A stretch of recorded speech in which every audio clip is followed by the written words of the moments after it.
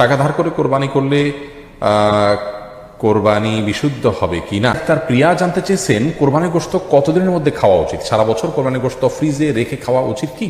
আপনি মোবারক জানতে চান, হুজুর গরুকে জবাই করার সময় নাম নেওয়া আবশ্যক নাকি? এখন জানতে চেয়েছেন, কোরবানিতে একটি গরুর সাথে 7 জন কোরবানি দিলে যদি কারো নিয়ত ভালো না থাকে বাকিদের কোরবানি হবে কিনা? তো নেহাল ইউটিউব চ্যানেল থেকে আপনি জানতে চেয়েছেন, সামর্থ্য থাকা সত্ত্বেও কোরবানি না দিলে কি পাপ হবে? মোহাম্মদুল্লাহ জানতে চেয়েছেন, স্ত্রী গর্ভবতী হলে স্বামীরা কি গরু জবাই করতে পারে? করিমা চম্পা জানতে চেয়েছেন, বাকিতে কোরবানি পশু কিনলে কোরবানি হবে কিনা? তামিম জানতে চেয়েছেন, কোরবানিতে জোড় ভাগে যেমন 2, 4, 6 ভাগে কোরবানি দেওয়া যাবে কিনা? তার প্রিয়া জানতে চেয়েছেন, কোরবানি গোশত কতদিনের মধ্যে খাওয়া উচিত? সারা বছর কোরবানি গোশত ফ্রিজে রেখে খাওয়া উচিত কি?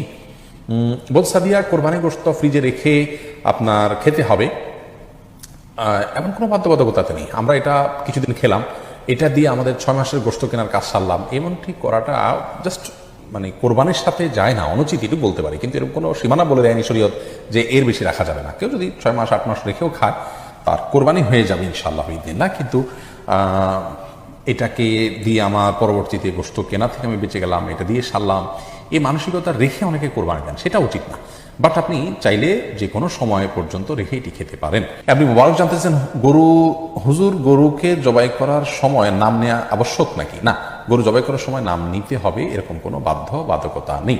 আমরা অনেকে মনে করি যে গরু জবাই করার সময় নামের তালিকা ধরে পাঠ করতে হয়, এটা কোনো আবশ্যক কিছু না।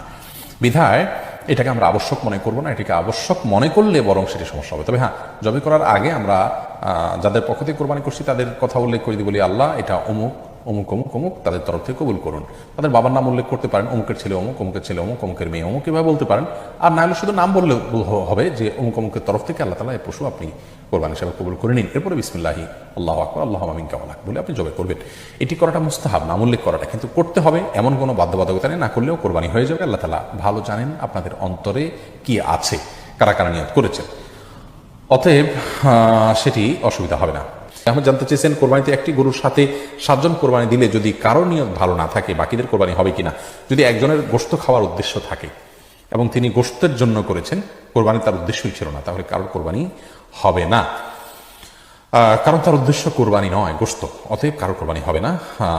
এটি হলো সবচেয়ে গ্রহণযোগ্য কথা এই ব্যাপারে। বিশেষ করে যদি গোশতই একমাত্র, ধরুন কোরবানি বুঝি না, আমার এখানে কিছু গোশত দরকার, সেজন্য সে গোশতের জন্য টাকা দিয়েছেন, এটা জায়েজ হবে না। তো নেহাল ইউটিউব চ্যানেল থেকে আপনি জানতে চেয়েছেন, সামর্থ্য থাকা সত্ত্বেও কোরবানি না দিলে কি পাপ হবে? সামর্থ্য না থাকা সত্ত্বেও কোরবানি না দিলে আবু হানিফা রাহিমাহুল্লাহর মত অনুযায়ী, মাযহাব অনুযায়ী, আমাদের উলামায়ে কেরাম সেই মাযহাবকে ফলো করেন,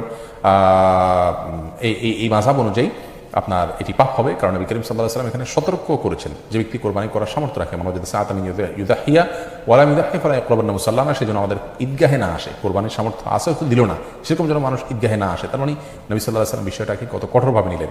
এই জন্য সামর্থ্য থাকা সত্ত্বেও কোরবানি না দেওয়া অবশ্যই পাপ হবে এই হাদিসের আলোকে।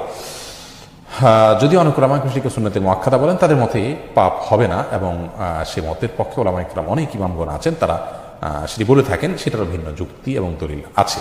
টাকা ধার করে কোরবানি করলে কোরবানি বিশুদ্ধ হবে কিনা? জি, একটু আগে আমরা বলেছি ঋণ করে কোরবানি দেয়া যাবে, যদি ঋণ পরিশোধ করার ব্যবস্থা থাকে তাহলে এটি করাতে কোনো অসুবিধা নেই। মোহাম্মদুল্লাহ জানতে চেয়েছেন, স্ত্রী গর্ভবতী হলে স্বামীরা কি গরু জবাই করতে পারে? কোনো অসুবিধা নেই।